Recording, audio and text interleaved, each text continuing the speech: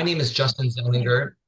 I am the executive director here at Mike Program, and we are thrilled to be hosting this event today. Mike Program is a Portland-based nonprofit organization that exists to achieve health equity. We have two main program offerings that serve local youth. These are our Mentored Health Education program, as well as our Healthcare Career Exploration program. This programming takes place in middle schools, high schools, and in other community settings in the Portland metro area, in rural communities in the Willamette Valley, and as of this year, in Southwest Washington. Our programming takes place specifically in the communities who are most affected by the social determinants of health and adverse health outcomes, meaning we are most often working with communities of color, in lower income communities, and in rural populations. Mike Program's vision is to move the needle toward more equitable health outcomes and positive health outcomes. And as many of you already know, what is the best predictor of someone's future health outcomes in the United States? That is the zip code where they live. In other words, the specific area within a city or a state or within the United States where someone lives can predict things like life expectancy, chronic disease rates, for example. These disproportionate health outcomes are certainly happening here in Portland and across our region and across the country. Here at Mike Program, we believe this does not need to be the case, and we think that education is a powerful tool in affecting positive change in health equity. While we take a very upstream approach to these issues, many of you in this call are also doing very impactful, great work in other areas related to the social determinants of health. It takes all of us working together to make a difference. Yes, we are up against some big challenges, yet we remain very optimistic. Just look at how many people joined this call today. We have a great community working together to reduce inequities and create a healthier future for all of us. With that, I'd like to introduce a special guest speaker today, Dr. Hector Olvera Alvarez, who will share some of his thoughts and experiences around health equity work. Dr. Olvera Alvarez is a longtime supporter and friend of Mike Program and is currently the Associate Dean of Research at the University of New Mexico Health Sciences Center and has also held similar roles here locally at OHSU for many years. He's founded and led community-based organizations similar to Mike with missions to support youth and health equity. I'm very grateful he is here with us today to share his perspective on the importance of health equity work and what we can all do to move the needle toward more equitable health outcomes in our communities. Hector, with that, I'll pass it to you. Thank you, Justin. Thank you for the intro, and mostly thank you for the invitation. I'm very happy to be here and reconnect with the Pacific Northwest. I miss it a lot. Today, I have a very um, straightforward conversation. Again, I'm a researcher, primarily, and a research administrator, and some of the problems that we have been having the last year or so, uh, it's um, it's rethinking the way we frame health inequity and health disparities.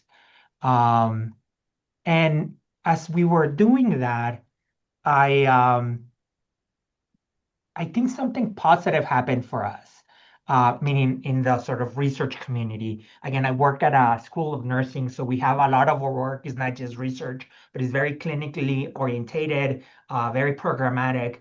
But in any case, if we were funded by the federal government, we were set back to think of how we were framing this.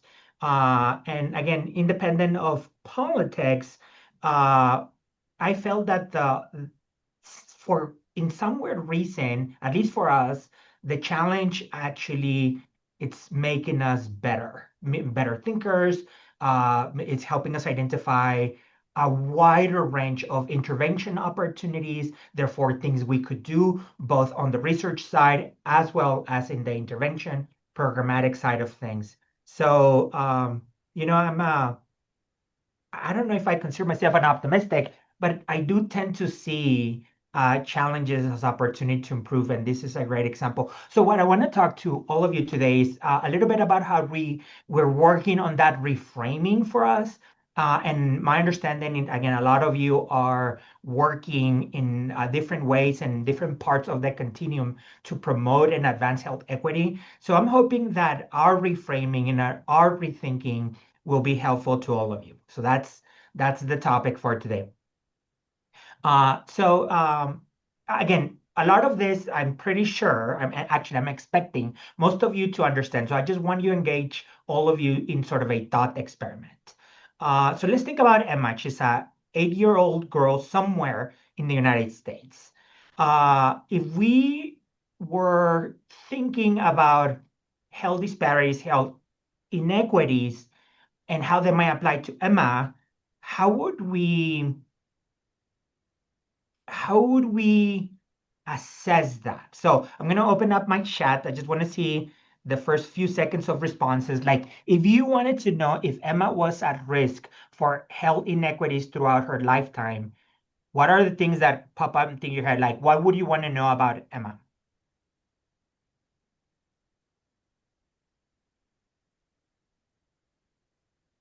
When was the last time she went to the doctor? Good, good one. Zip code.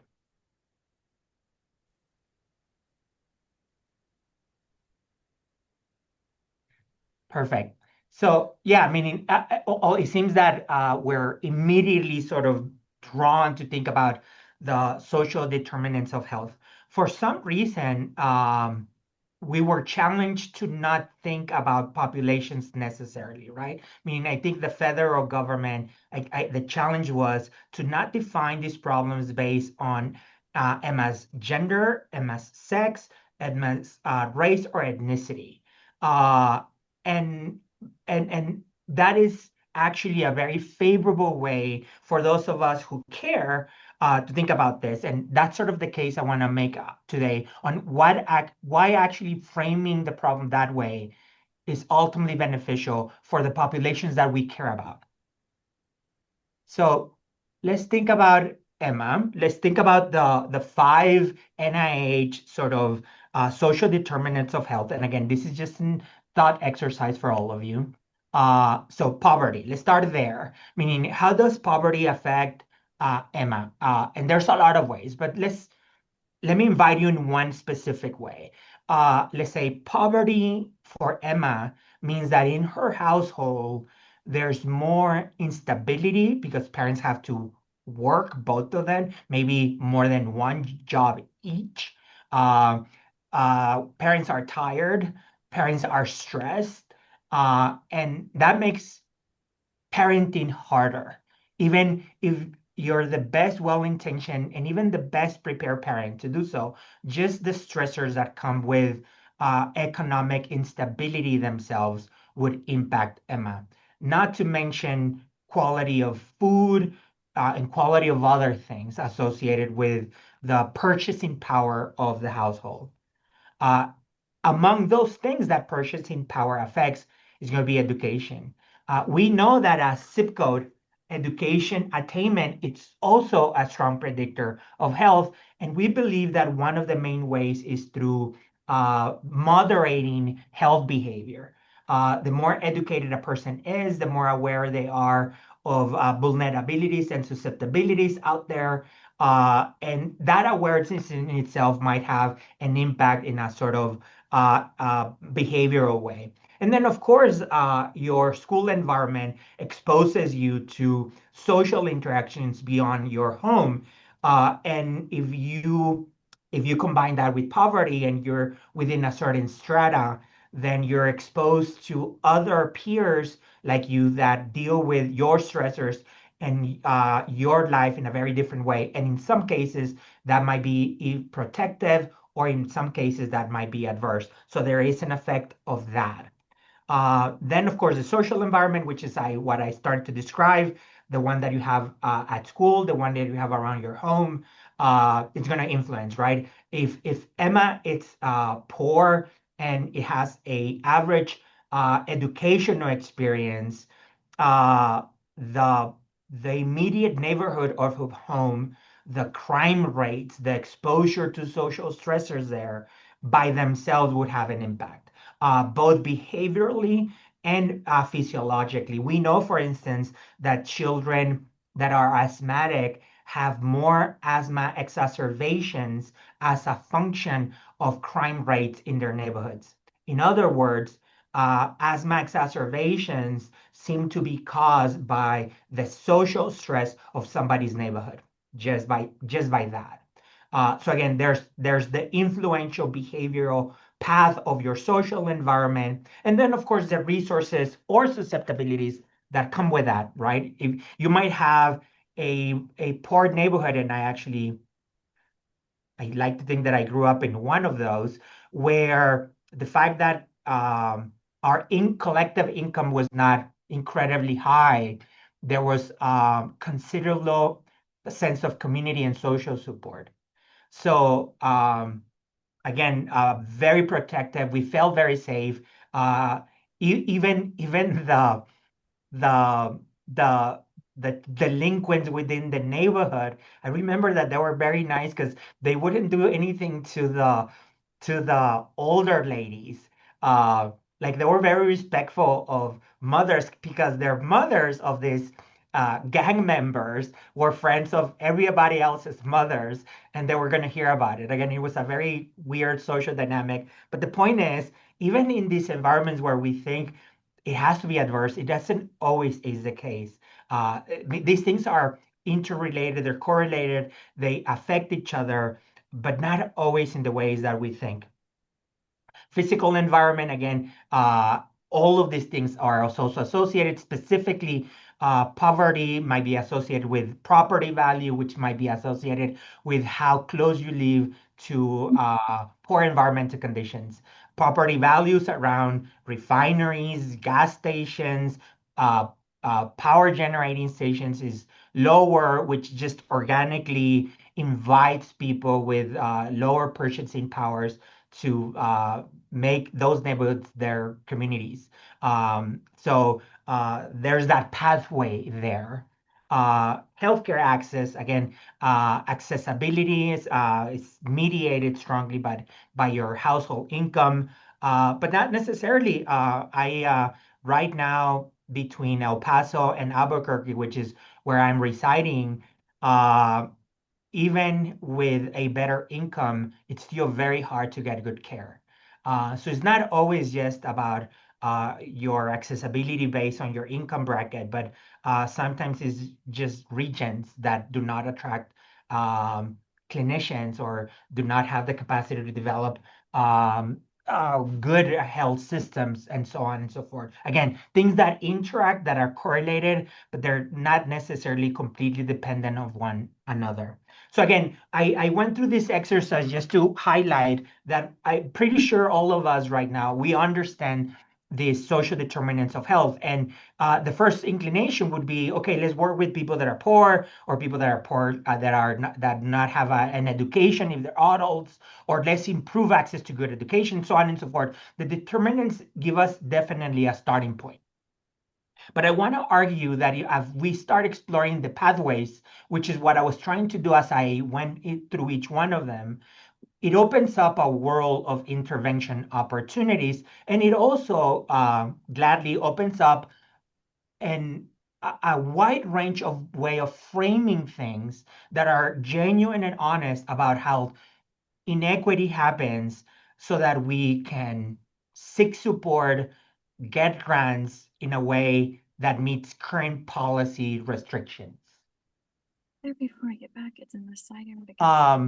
So what I'm trying to get at, and all of you passed the test, is that categories are not causes, meaning being of a certain gender or sex or race or ethnicity or nationality doesn't categorically make you more prone to being sick.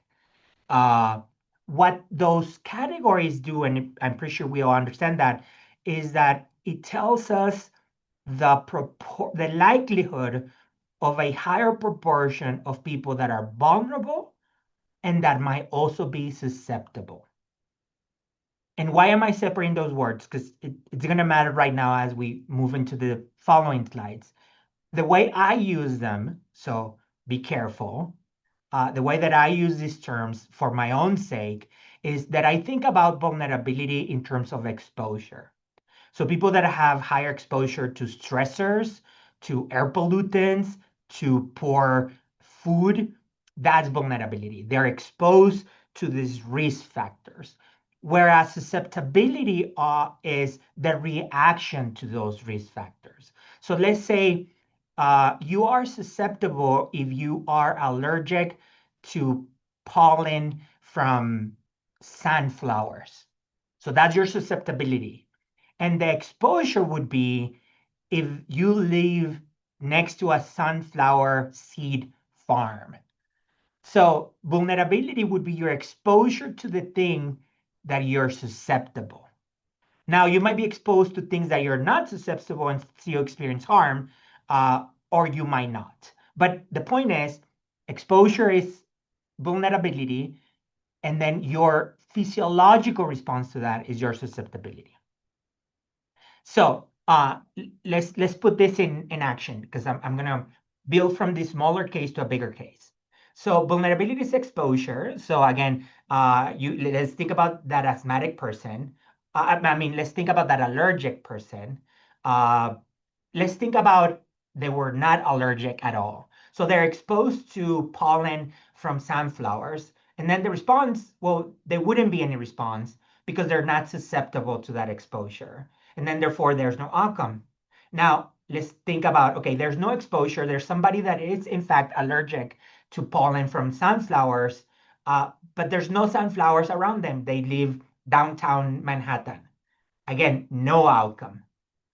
It's when you have both that there's going to be an outcome, right? You're exposed to something that you're susceptible, and that level of susceptibility might vary, and that level of exposure might vary, and that's why different people have different responses and outcomes to the combination of the exposure and this response. Now, why am I emphasizing this?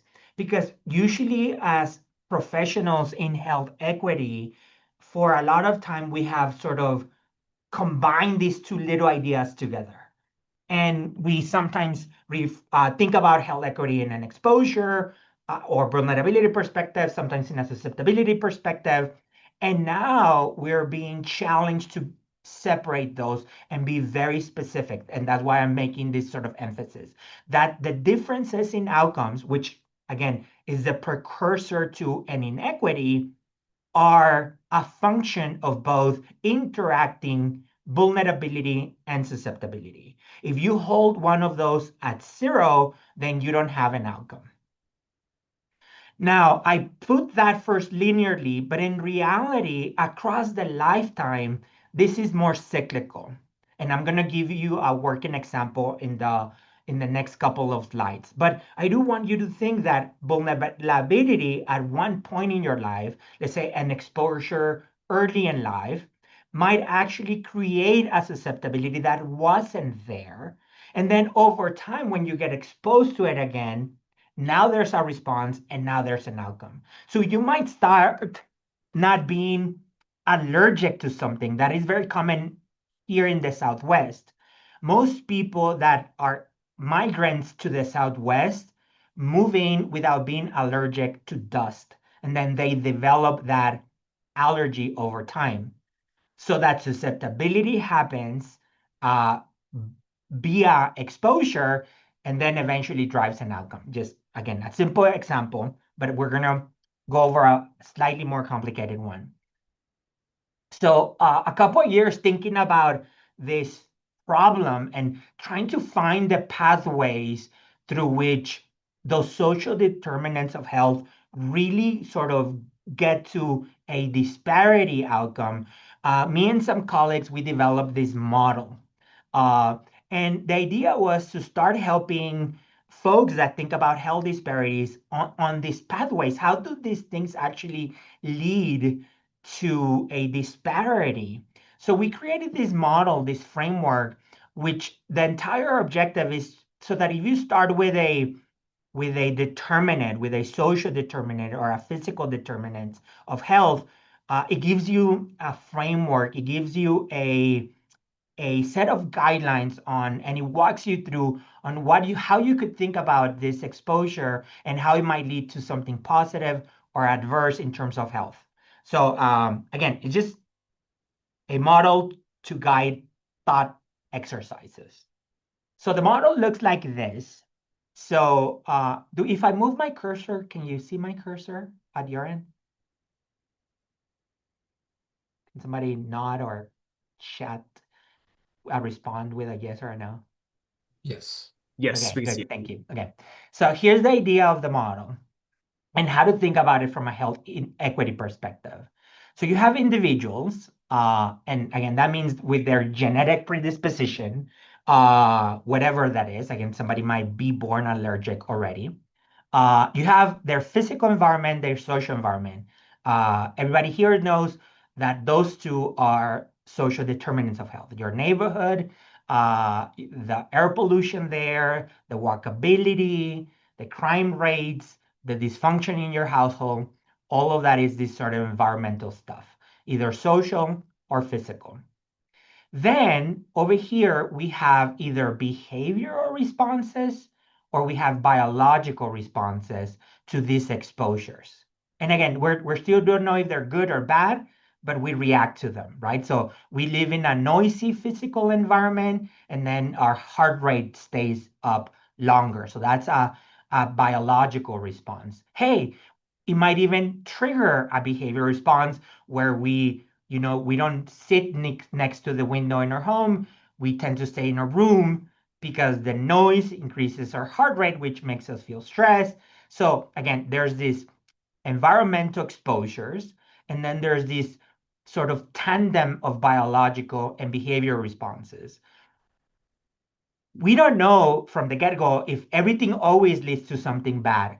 There's possibilities where something might actually lead to something good, and I can give you examples, and if we have time, please ask, where sometimes that we think might be bad might actually lead to something good. Hey, maybe the noise that moves you away from the window, it's also protecting you from air pollution that would also come from the window. So oddly enough, the noise through the behavioral path is actually protective of your cardiovascular health because it keeps you away from the window. That would be one weird example of how this actually ends up in a positive way, just to clarify. What I really want to focus here is in this little part right here of resources and susceptibilities. And I want to focus here because here's where people that are interested in interventions regarding health equity, here's where we can do the most and have the biggest impact. So I'm gonna give you some examples, and the I explained susceptibility in the previous example as the being allergic um, to sunflower pollen. But let's say that's your susceptibility. You were born with it, you develop it. So now if you're exposed to pollen over here, then the biological response is going to be stronger than if you had not. Actually, if you were not even susceptible, there might have not even been a biological response. So the susceptibility amplifies, moderates, or buffers the biological response from a given exposure. The resource is the opposite. So let's say a resource might be a wall of vegetation between your backyard and the highway. So the highway is exposure. Your biological response might be inflammatory, and a resource, in this case, a physical resource, might be that vegetation wall that you have that actually cleans the air between the highway and your house before it gets there. So that could be a resource. Another resource could be if the social environment, let's say a stressor is crime, but you have a resource which is you have a strong set of uh, people in your household, grandparents and uncles and cousins that make you feel very safe there despite you perceiving the social environment as dangerous. Then the stress of that social environment in your physiology might be less because it's buffered by those household resources. Again, just sort of setting some ideas up. Okay, so now let's look at how these things actually happen in real life. So let's start with a driver. Let's start with a social determinant of health. Let's think about poverty and education because they're so intertwined. One exposure that it might be associated with that driver might be adversity in this household. So let's go back to thinking about Emma. So she was born into a poor, not necessarily highly educated household. So now the stress combined with the consequence of the less attainment from an educational perspective increases the likelihood of dysfunction, increases the likelihood of tension, therefore increases the likelihood of adversity and stress in Emma's household. An immediate response is that Emma's neurological and immunological systems start to adapt to that stress. This is well documented. And an immediate outcome of that over months or years is that her neurological and immune system becomes more hyperreactive to the things that cause the reaction in the first place. So in this case, psychosocial stress. And what do I mean by this? So Emma, had she been born into a very functional and economically stable household, would have not been exposed to the adversity, and her immune system and neurological systems would have been very calm when exposed to stressors for the rest of her life. However, if she's prime in an adverse environment, she becomes hyperreactive, and now for the rest of her life, she hyperreacts to stress. Now, let's move to that second stage of the process. So the first part, the left side of that, happened when she was a child. But now that same driver, poverty and education from childhood, determines the likelihood that Emma, throughout her adult life, will remain in a poorer, lower socioeconomic status herself, and the impact of the education carries throughout her life. So now it's more likely that as an adult, she would also be more exposed to psychosocial stress. Now she has an adult, but now she's hyperreactive. Now she's susceptible to that stressor compared to herself without the early life adversity. And now that hyperreactivity leads to the accumulation of inflammation across her body faster, which leads to earlier health problems, earlier onset. So think about diseases that have inflammation of part of their etiology. Think about dementia, diabetes, cardiovascular disease, depression, some cancers. All of them have inflammation at their core.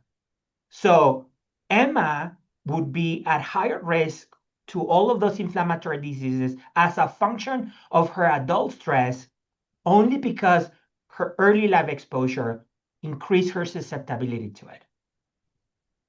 So this is a pathway, this is a mechanistic sort of exercise that I hope you are invited to do as you rethink the drivers that you're interested in and how they interact and how intertwined. Why is this useful both pragmatically and politically?